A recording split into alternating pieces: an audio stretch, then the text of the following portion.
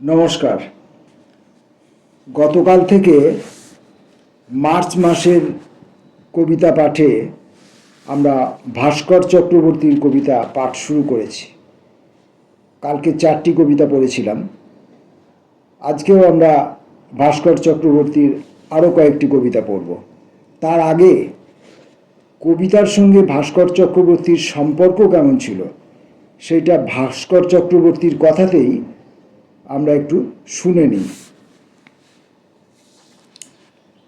ভাস্কর চক্রবর্তী লিখছেন, কবিতা আমার স্নায়ুকে বোধহয় শান্ত রাখে। বেঁচে থাকার জন্য প্রতিদিন যে ট্যাক্স দিতে হয় তার নাম নিঃসঙ্গতা। এই নিঃসঙ্গতার বিপজ্জনক রূপ আমি দেখেছি। কবিতা ক্রমশই আরও প্রয়োজনীয় হয়ে উঠছে আমার জীবনে। আমার বেঁচে থাকাটাকে হয়তোবা একটু সহজ করে দিচ্ছে। অভ্যাসবশত আমি কোনোদিনই কোনো কবিতা লিখিনি।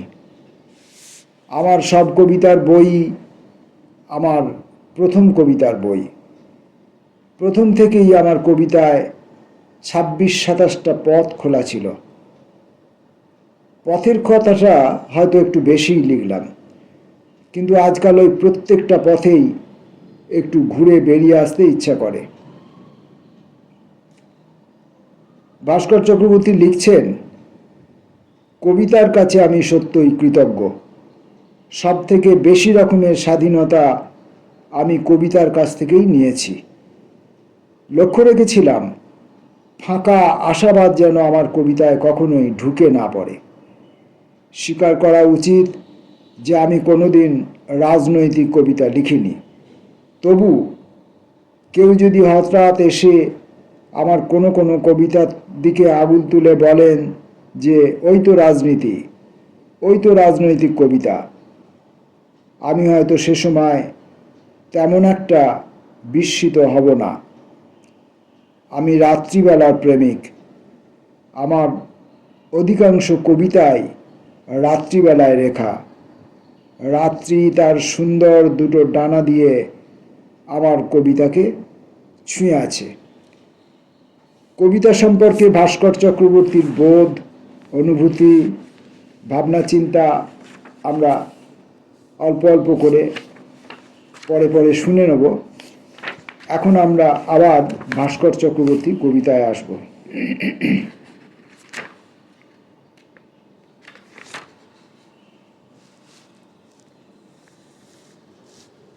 আজকে কবির যে কবিতাটি আমরা পড়ব,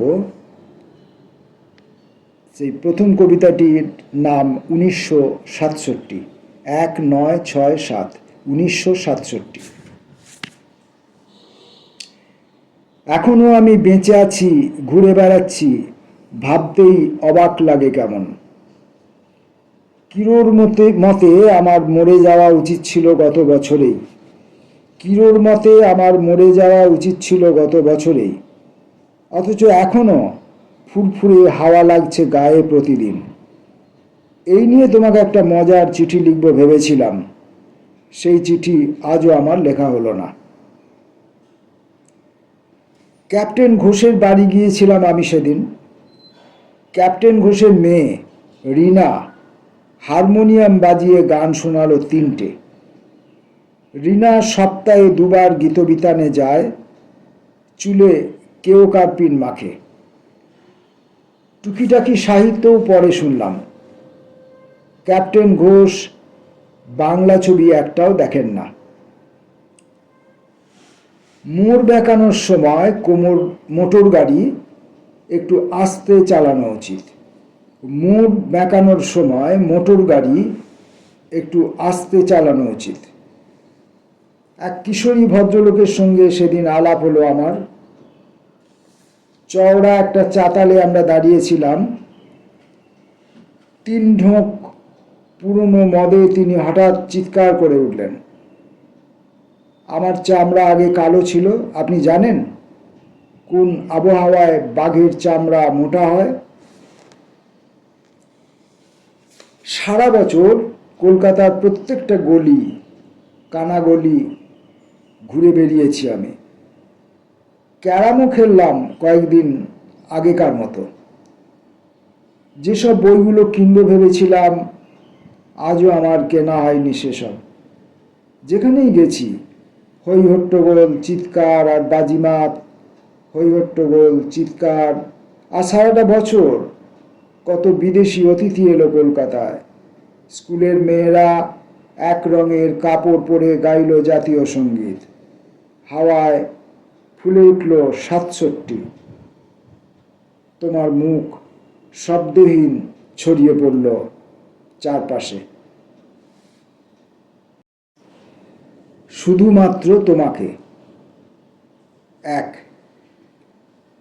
লম্বা সর্দি, সমস্ত দিক অন্ধকার করে আজ বৃষ্টি নামল।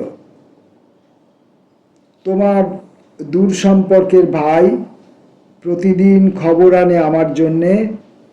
তুমি নাকি সেই কবে পাহাড়ে বেড়াতে বেরিয়েছ, ফেরোনি এখনো। সুটকেস ভর্তি করে তুমি নাকি রাশি রাশি জামা কাপড় নিয়ে গেছো, বই নিয়ে গেছো, আরও কত কি নিয়ে গেছো। সব কিছু অবশ্য এখন মনে পড়ছে না আমার। তোমার ভাই আমার জানালায় এসে বসে আছে এখন। ওকে আমি অবনীন্দ্রনাথ পড়তে দিয়েছি। অসময়ে প্রায়ই হঠাৎ ঘুমিয়ে পড়ি আজকাল। ও এসে চটপট আমাকে ডেকে তোলে, বলে তুমি নাকি একেবারেই চিঠি লেখো না। আমাকে না জানাও, ওকে জানাও কবে ফিরছো। ও বেচারা আমার চেয়েও কষ্টে আছে আজকাল, কেবলই মনে হয় এই রকম। ২ নম্বর, তোমার হাসি ভালো লাগে আমার। পথের মধ্যিখানে দাঁড়িয়ে তুমি যখন হেসে ওঠো হঠাৎ, পুলিশও মুখ ফিরিয়ে দেখে নেয় আমাদের সিগারেট ধরায়। পরের কবিতা, দরজা খোলো মা। নরম মাটির গন্ধে এরোপ্লেন নিঃশব্দে নেমে আসছে নিচুতে। দরজা খোলো মা, আমি ফিরে এসেছি আবার, তোমার সেই পুরনো ছেলে। আমি তো গৌতম নই। রাস্তায় কোনো মৃতদেহ দেখলেই আলোর জন্য অন্য কোথাও ছুটে যাব। এক ভিড় অন্ধকারে সারাদিন আজ ঘুরে বেরিয়েছি। সারা শরীর নুন বাতাসে আজ ভর্তি হয়ে গেছে। চোখের তলায় চিত হয়ে শুয়ে আছে পক্ষীরাজ। দরজা খোলো মা, আমি ফিরে এসেছি, তোমার সেই পুরনো ছেলে। পরিব্রাজকের মতো চোখ। আজ সন্ধেবেলা গাঢ় জবা ফুলের সামনে ঝুঁকে পড়েছিলাম একটু হলে। ঠিক সে মুহূর্তে ঘূর্ণিঝড়ে যেন অসম্ভব ক্ষয়ে গেছি আমি। 7 লাফে সরে এসে রাস্তার বাঁ পাশ দিয়ে হনহন করে হেঁটে গেছি। এদিক ওদিক থেকে কত মানুষ পিছলে সরে যে গেল তখন। কত ট্রাম বাস ছুটে এলো এদিক ওদিক থেকে। কত মহিলা অদ্ভুতভাবে হেসে উঠল ও রাত এলো। আমি কোনো কিছুর শব্দই পেলাম না। বছর বছর ধরে মিউজিয়ামের কাঁচের বোতলে যেন উবু হয়ে আমি বসেছিলাম। বছর বছর ধরে স্কুলের ছেলে মেয়ে ও তাদের মাস্টারমশাই ও দিদিমণি, স্কুলের ছেলে মেয়ে ও তাদের বাবা মা ও ভাই বোন উৎসুকভাবে তাকিয়েছিল আমার দিকে। আর সেই কাচের বোতল আমি ভেঙে ফেলে বেরিয়ে এসেছি। আমি আজ ভয়ঙ্কর ভাঙা কাঁচ চারিদিকে ছুঁড়ে ফেলে নিজেরই শরীরে ঢুকে কুঁজো হয়ে লুকিয়ে আছি রাত্রিবেলা। দরজা খুলো মা, আজ সারাদিন যতক্ষণ একা একা ঘুরে বেরিয়েছি, একজোড়া গম্ভীর লাল চোখ সারাক্ষণ আমার পেছন পেছন আমাকে তাড়া করে ফিরেছে।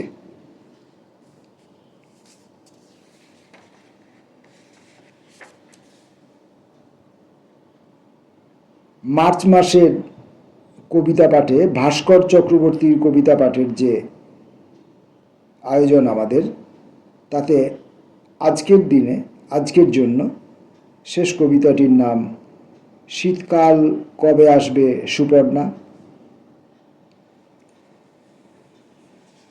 শীতকাল কবে আসবে সুপর্ণা, আমি 3 মাস ঘুমিয়ে থাকব। প্রতি সন্ধ্যায় কে যেন ইয়ার্কি করে ব্যাঙের রক্ত ঢুকিয়ে দেয় আমার শরীরে। প্রতি সন্ধ্যায় কে যেন ইয়ার্কি করে ব্যাঙের রক্ত ঢুকিয়ে দেয় আমার শরীরে। আমি চুপ করে বসে থাকি। অন্ধকারে নীল ফানুস উড়িয়ে দেয় কারা, সারা রাত বাজি পোড়ায় হই হল্লা। তারপর হঠাৎ সব মোমবাতি ভোজবাজির মতো নিভে যায় একসঙ্গে। উৎসবের দিন হাওয়ার মতো অন্যদিকে ছুটে যায়, বাঁশির শব্দ আর কানে আসে না। তখন জল দেখলেই লাফ দিতে ইচ্ছে করে আমার। মনে হয় জলের ভেতর শরীর ডুবিয়ে মুখ উঁচু করে নিঃশ্বাস নেই সারাক্ষণ। ভালো লাগে না সুপর্ণা, আমি মানুষের মতো না, আলো না, স্বপ্ন না। পায়ের পাতা আমার চওড়া হয়ে আসছে ক্রমশ। ঘোড়ার খুরের শব্দ শুনলেই বুক কাঁপে। তরবরে নিঃশ্বাস ফেলি। ঘড়ির কাঁটা আঙুল দিয়ে এগিয়ে দিই প্রতিদিন। আমার ভালো লাগে না। শীতকাল কবে আসবে সুপর্ণা, আমি 3 মাস ঘুমিয়ে থাকব। একবার ভোরবেলা ঘুম থেকে উঠেই মেঘ ঝুঁকে থাকতে দেখেছিলাম জানালার কাছে। চারদিকে অন্ধকার, নিজের হাতের নখও স্পষ্ট দেখা যাচ্ছিল না সেদিন। সেই দিন তোমার কথা মনে পড়তেই আমি কেঁদে ফেলেছিলাম। চুলে দেশলাই জ্বালিয়ে চুল পোড়ার গন্ধে ঘুমিয়ে পড়েছিলাম আবার। এখন আমি মানুষের মতো না। রাস্তা দিয়ে হাঁটতে হাঁটতে হঠাৎ এখন লাফ দিতে ইচ্ছে করে আমার। ভালোবাসার কাছে দীর্ঘ 3 মাস আর মাথা নিচু করে বসে থাকতে ভালো লাগে না। রাস্তা দিয়ে হাঁটতে হাঁটতে হঠাৎ এখন লাফ দিতে ইচ্ছে করে আমার। ভালোবাসার কাছে দীর্ঘ 3 মাস আর মাথা নিচু করে বসে থাকতে ভালো লাগে না। আমি মানুষের পায়ের শব্দ শুনলেই তরবরে নিঃশ্বাস ফেলি এখন। যেদিক দিয়ে আসি সেই দিকেই দৌড় দিই। কেন এই দৌড়ে যাওয়া, আমার ভালো লাগে না। শীতকাল কবে আসবে সুপর্ণা, আমি 3 মাস ঘুমিয়ে থাকব। মার্চ মাসে ভাস্কর চক্রবর্তীর কবিতা পাঠের যে উদ্যোগ আমরা নিয়েছি, আজকের পড়া এখানেই শেষ হলো। নমস্কার।